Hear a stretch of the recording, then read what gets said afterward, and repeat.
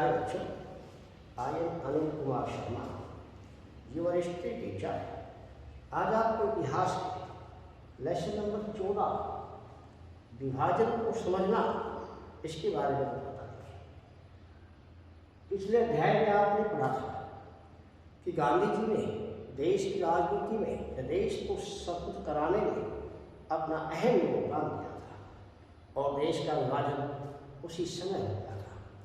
तो देश के विभाजन की तो कौन सी ऐसी परिस्थितियाँ बनी जिससे देश का विभाजन स्वीकार करना पड़ा, कौन से वो कारण थे, ऐसे क्या हालात थे जिससे हम मजबूर हुए देश के विभाजन के लिए। देखिए, सर्वप्रथम अंग्रेजों की फूट डालो राज, ब्रिटिश सरकार ने शुरू से ही हिंदुस्तान के अंदर फूट डालो और राज करो की नीति का अनुसरण किया, क्योंकि वो भली भांति जानते थे कि यदि मुसलमान और हिंदू एक साथ रहे तो इन्हें के ऊपर शासन करना बहुत मुश्किल हो जाएगा। इसलिए उन्होंने शुरू से ही इन दोनों पार्टियों को या इन दोनों समुदायों को एक नहीं होने दिया। हिंदुओं की संस्था के रूप में कांग्रेस का गठन करवाया, मुसलमानों की संस्था के रूप में मुस्लिम लीग की स्थापना करवाई। इतना ही नहीं, इन्होंने दोनों समुदाय के लोगों को आपस में भड़का करके अलग रखने का प्रयास किया और इनकी ये नीति कामयाब भी रही। इस कारण से देश का विभाजन असंभावित बनता चला गया। दूसरा प्रमुख कारण था सांप्रदायिकता। अंग्रेजों ने भारत के अंदर सांप्रदायिकता का कार्ड खेला, अर्थात हिंदू और मुसलमानों को एक नहीं होने दिया। दोनों धर्म या समुदाय अपने आप को हर क्षेत्र में ऊंचा समझते थे। मुसलमान भी हिंदुओं के गाय का अपमान करते थे, साथ साथ हिंदू भी समय समय पर होली जैसे पवित्र त्योहारों के ऊपर उनकी मस्जिदों के सामने जा कर के ऊँची आवाज़ में संगीत को बजाते थे, जिससे मुसलमान ये कहते थे कि हमारी नमाज के अंदर बाधा उत्पन्न हो रही है और सांप्रदायिक दंगे बढ़ जाते थे। ऐसी स्थिति में देश का विभाजन अवश्य संभावित था। अगला, सांप्रदायिक संगठनों की स्थापना। अनेक सांप्रदायिक संगठन उभर के सामने आ रहे थे। 1915 में हिंदू महासभा की स्थापना, विश्व हिंदू परिषद की स्थापना, अनेक ऐसे संगठन बने जो सांप्रदायिकता या धर्म के ऊपर केंद्रित थे। इन संगठनों ने अपने अपने धर्म का प्रचार किया, अपने अपने धर्म को आगे बढ़ाने का प्रयास किया, दूसरे के धर्म का इन संस्थाओं ने अहित किया। परिणाम ये निकला कि सांप्रदायिक दंगे जो है भड़क जाते थे और जिन दंगों की वजह से हिंदू और मुस्लिम समाज कभी भी एक नहीं रहा। ऐसी स्थिति के अंदर देश का विभाजन आगे चल के अवश्य संभावित बन गया था। मुस्लिम लीग का लाहौर में अधिवेशन या पाकिस्तान की मांग। 1940 के अंदर मोहम्मद अली जिन्ना ने लीग के लाहौर अधिवेशन में पाकिस्तान की मांग प्रत्यक्ष रूप से रखी। उन्होंने अपने द्विराष्ट्र के सिद्धांत को पेश किया, क्योंकि जिन्ना ये मान के चल रहे थे कि भारत में हिंदू और मुसलमान केवल दो संप्रदाय नहीं हैं, ये दो राष्ट्र भी हैं, क्योंकि दोनों की सामाजिक परंपराएं, दोनों के रीति रिवाज, दोनों का खान पान अलग अलग है। ऐसी स्थिति में दोनों मिलकर के नहीं रह सकते। अतः हिंदुओं को और मुसलमानों को अलग अलग स्थान चाहिए। उन्होंने इसके लिए ये भी कहा कि अगर हिंदुओं का शासन ही रहेगा, क्योंकि देश का विभाजन नहीं हुआ, तो कभी भी मुसलमान यहाँ सत्ता में नहीं आएंगे, क्योंकि मुसलमानों का तो बहुमत नहीं है, हिंदुओं का बहुमत है।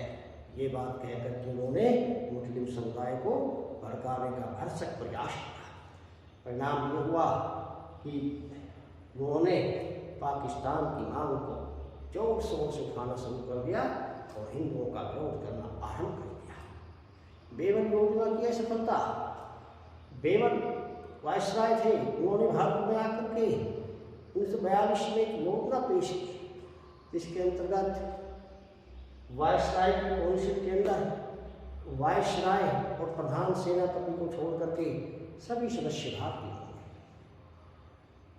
इस प्रयास का भी मुसलमानों ने विरोध किया, क्योंकि मुसलमान ये चाहते थे कि जो प्रतिनिधि चुन के आए मुस्लिम समुदाय के, उनका चुनाव केवल और केवल मुसलमान करें। जबकि कांग्रेस ने इस बात पर डंगा लगाया कि सभी क्षेत्र के अंदर से वोट सभी देंगे, चुनाव से कोई भी लड़े, हर व्यक्ति उसको वोट देगा। ये योजना सफल हुई, क्योंकि दोनों दलों के बीच विरोधाभास पैदा हो गया। जब ये योजना स्वीकार हुई तो देश का विभाजन की वो तरफ एक कदम और बढ़ा। कैबिनेट मिशन योजना 1945 में जब इंग्लैंड के अंदर सरकार का परिवर्तन हुआ, सत्ता परिवर्तन हुआ, मजदूर दल की सरकार आई, तो वहाँ के प्रधानमंत्री एक ने भारत के अंदर अपने मंत्रिमंडल के सदस्य भेजे, जिन्हें कैबिनेट मिशन का नाम दिया। इस मिशन ने भी आकर के भारत की स्थिति का जायजा लिया और देश के विभाजन की बात नहीं कही, देश को एक रखने की बात कही। लेकिन वहाँ भी मुस्लिम लीग ने अपनी बात को आगे बढ़ाते हुए 1946 में ये कह दिया कि हम तो अलग राष्ट्र लेके रहेंगे, और स्पष्ट रूप से नारा लगा दिया, लड़कर लेंगे पाकिस्तान। ऐसी स्थिति के अंदर देश में सांप्रदायिक दंगे फैल गए, कैबिनेट योजना असफल हो गई और उन्होंने देश का विभाजन स्वीकार कर दिया। उस समय लॉर्ड माउंटबेटन ने देश के विभाजन की घोषणा करते हुए कहा था, भरसक प्रयासों के बावजूद भी हम हिंदुस्तान को एक नहीं रख सके और मुस्लिम बाहुल क्षेत्र अर्थात जहाँ मुसलमानों की संख्या ज़्यादा थी, उन क्षेत्रों को अलग कर दिया और देश का विभाजन हो गया। विभाजन के बाद देश के अंदर बड़ी भारी मात्रा में सांप्रदायिक दंगे फैल गए।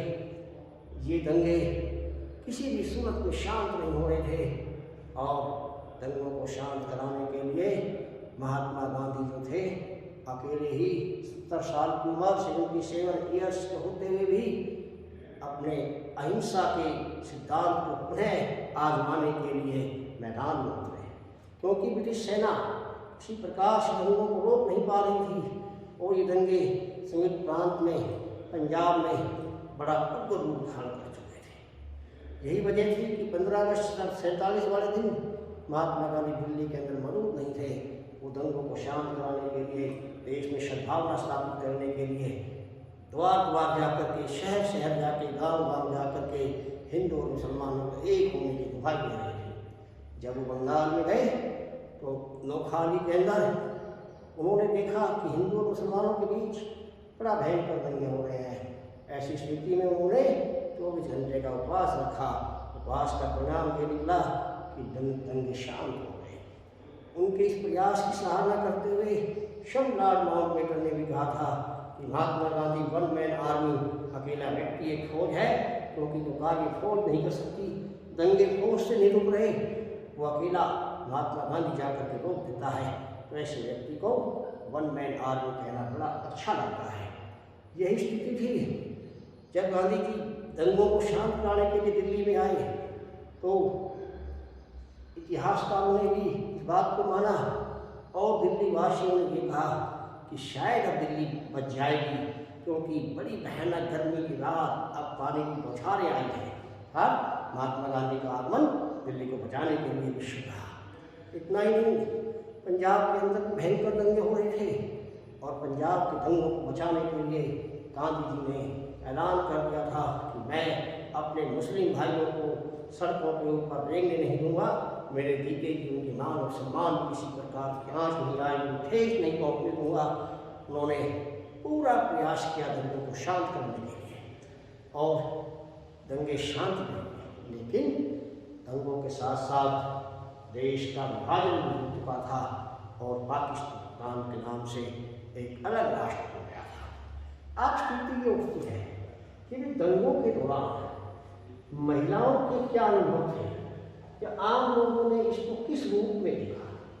देखिए, विभाजन लेकिन ये बहुत ही बड़ा दुखदाई था। इस विभाजन के पीछे जो घिनौनी राजनीति छिपी हुई थी, उसका रूप उजागर तब हुआ और जाकर के जब लाखों की संख्या में लोगों ने पलायन शुरू कर दिया। अर्थात 2 लाख से 2.5 लाख लोग पाकिस्तान से हिंदुस्तान में आए, इतने ही लोग हिंदुस्तान से पाकिस्तान में गए। ये पलायन एशिया के इतिहास में सबसे बड़ा पलायन माना जाता है। इससे भी बुरा पहलू ये था कि इन दंगों के दौरान, पलायन के दौरान जो सांप्रदायिक हिंसा भड़की, उसकी किसी भी तरीके से शब्दों में उसे व्याख्या नहीं की जा सकती है, क्योंकि डकैती, लूटमार, कत्लेआम, बलात्कार, महिलाओं के साथ अनेक प्रकार की ऐसी घटनाएं घटी जिसका वर्णन नहीं किया जा सकता। आम लोगों ने इसे विभाजन न कह करके हुल्लड़, रोला, हल्ला बोल अनेक नामों से संबोधित किया।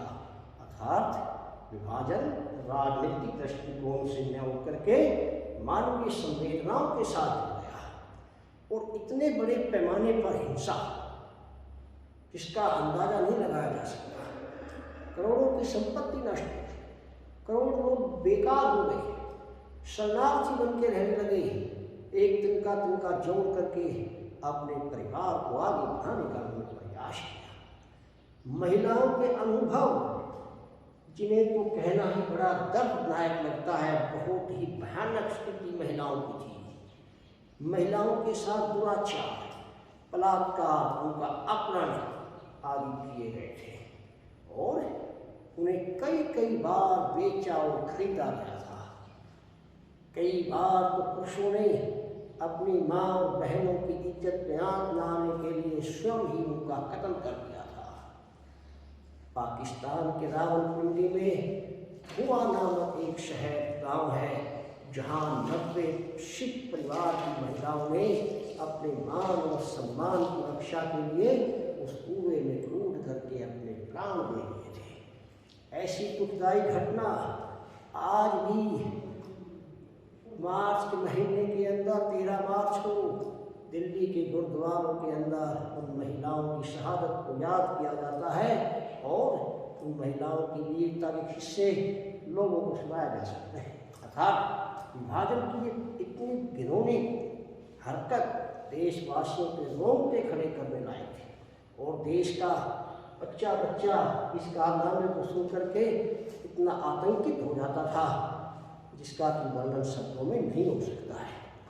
महिलाओं को स्थिति तो और खराब जब हुई है, जब शांति के बाद गुमशुदा महिलाओं को ढूंढने का प्रयास किया गया, और उन्हें ढूंढते हुए 8,000 महिलाएं पाकिस्तान से भारत लाई गई, 22,000 महिलाएं भारत से पाकिस्तान गई।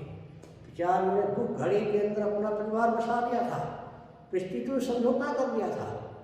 एक बार उन्हें दोबारा अपने उन्हीं परिवारों के पास जाना पड़ा। अर्थात कहने का तात्पर्य ये है कि 1954 में उनकी खोजबीन शुरू हुई। इतने साल के बाद उन्हें अपने परिवार में जाना महिलाओं के लिए और भयानक दुखदाई हो गया था। तो महिलाओं के अनुभव इस विभाजन में सबसे अलग दिखाई देते हैं। अब प्रश्न उठता है कि भाई आम लोगों ने इस विभाजन को किस दृष्टिकोण से देखा। आम जन का दृष्टिकोण एक ही था कि विभाजन मुसलमानों की और अंग्रेजों की एक सोची समझी चाल के तहत हुआ, जिसके लिए परिस्थितियां पहले से ही बनती आ रही थी। इतनी जल्दबाजी में नहीं हुई है, तो उन परिस्थितियों का लाभ उठा करके ही देश का विभाजन किया गया। तो आमजन तो इस दृष्टिकोण में देखते थे कि यह एक सोची समझी चाल के तहत विभाजन हुआ। विभाजन के प्रति गांधी जी का क्या था कि आरंभ में गांधी जी यही कहते आ रहे थे कि मैं विभाजन को किसी भी कीमत पर स्वीकार नहीं करूँगा।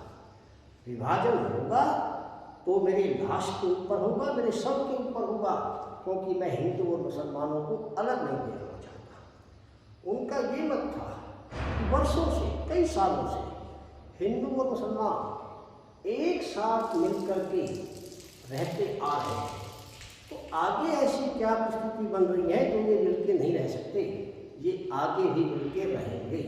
इसलिए देश का विभाजन स्वीकार नहीं होगा। ये गांधी जी का अपना विचार था। लेकिन परिस्थितियां ऐसी बनी कि गांधी जी को भी इन परिस्थितियों के समक्ष झुकना पड़ा। परिस्थितियां वो थी जो मैंने आपको काल बताया, वही आएंगे बार बार लिखने के लिए। उनके पीछे ही ऐसी प्रोग्राम बना कि केवल जब विभाजन हुआ तो दो व्यक्ति थे जो इसका विरोध कर रहे थे, एक सरदी गांधी, खान अब्दुल गफ्फार खान, और एक महात्मा गांधी। बाकी सभी नेताओं ने परिस्थितियों के अनुकूल अपने आप को ढाल दिया था। जवाहरलाल नेहरू तो यहाँ तक कह चुके थे कि भाई ठीक है, इनको पहले अलग कर देते हैं, अगर इकट्ठे रहे तो आगे भी हमारे लिए मुसीबत खड़ी करेंगे। तो कहने का तात्पर्य है कि गांधी जी के दृष्टिकोण में विभाजन गलत था, वो किसी भी सूरत में देश का विभाजन नहीं चाहते थे। अब आता है कि इतिहास लेखन में ये मौखिक तत्व जो है ये कहाँ तक सहायक होते हैं। देखिए, मौखिक तत्वों की भी इतिहास को लिखने में एक अहम भूमिका होती है, अहम रोल होता है, क्योंकि जो साक्ष्य हमें लिखित मिलते हैं वो या तो समाचार पत्रों के माध्यम से या साहित्य के अंदर या अन्य किसी रूप में प्राप्त होते हैं। उनमें कहाँ तक सच्चाई होती है इस बात का हम अंदाज़ा नहीं लगा सकते, क्योंकि समाचार पत्रों में हो सकता है शासक वर्ग के बारे में ही या शासक की नीतियाँ, उसके कार्यक्रम, उनको ही बढ़ा चढ़ा के लिखा जाए। और विभाजन के दौरान भी जो मुसीबतें लोग झेल रहे थे, अखबार वालों ने एक पक्षीय होकर नहीं लिखी होगी, उन्होंने सरकार का स्पष्टीकरण भी दिया होगा और अपना भी दिया होगा। अर्थात उसके अंदर इतना विस्तार पूर्वक वर्णन नहीं होता है जितना लोगों की जुबानी से सुनने से होता है। ठीक है। और वो जुबानी के साथ साथ इतिहासकार जब लोगों से मिलते हैं, उनके अनुभव साझा करते हैं, उनके विचार जानते हैं, तो उनको वास्तविक स्थिति से अवगत होते हैं। और वास्तविकता का बोध जब हो जाता है तो इतिहास को लिखने में एक सरलता हो जाती है। जैसे कि एक इतिहासकार उर्वशी घोटालिया का कहना है कि ये विभाजन वास्तव में हिंदू और मुसलमानों का विभाजन नहीं, ये देश का विभाजन भी था। और ये विभाजन एशिया महाद्वीप के अंदर एक महत्वपूर्ण कड़ी था, क्योंकि ऐसा विभाजन ना पहले कभी हुआ था, ठीक है, और ना होने की संभावना। क्योंकि इस विभाजन में लोग अपने घर जायदाद को छोड़ करके केवल अपने मान सम्मान को बचाने के लिए एक स्थान से दूसरे स्थान पर भागे भागे फिर रहे थे।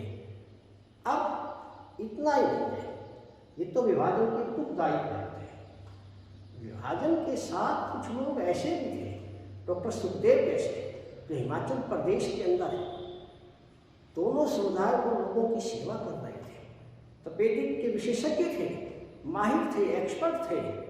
फिर भी उन्होंने दोनों समुदाय के लोगों को भोजन खिलाने का प्रयास किया। भोजन खिलाते, उनकी सुरक्षा करते। कहने का तात्पर्य है कि कुछ लोग जो थे उस समय सद्भावना स्थापित करने का भी प्रयास कर रहे थे, क्योंकि ये लोग गांधी जी के विचारों से प्रेरित थे। अतः हम कह सकते हैं कि भारतीय इतिहास के अंदर ये विभाजन एक बहुत ही भयानक, भयावह, दुखदायी, कष्टदायक घटना थी। इसे लोगों ने कष्टों को सहन करते हुए ही स्वीकार भी किया। अब आपको कुछ प्रश्न देता हूँ, वो प्रश्न आपको लिखने हैं। प्रश्न नंबर फर्स्ट, किन परिस्थितियों में देश का विभाजन हुआ, अर्थात विभाजन किन किन कारणों से हुआ। आमजन विभाजन को किस रूप में देखते थे? महिलाओं के साथ इस विभाजन के दौरान क्या घटित हुआ, उनके अनुभव को अपने शब्दों में व्यक्त कीजिए। नेक्स्ट प्रश्न आपको लिखना है, महात्मा गांधी के विभाजन के प्रति क्या विचार थे? नेक्स्ट प्रश्न, इतिहास लेखन में मौखिक तत्व कहाँ तक उचित होते हैं? अपने उत्तर की पुष्टि कीजिए। धन्यवाद।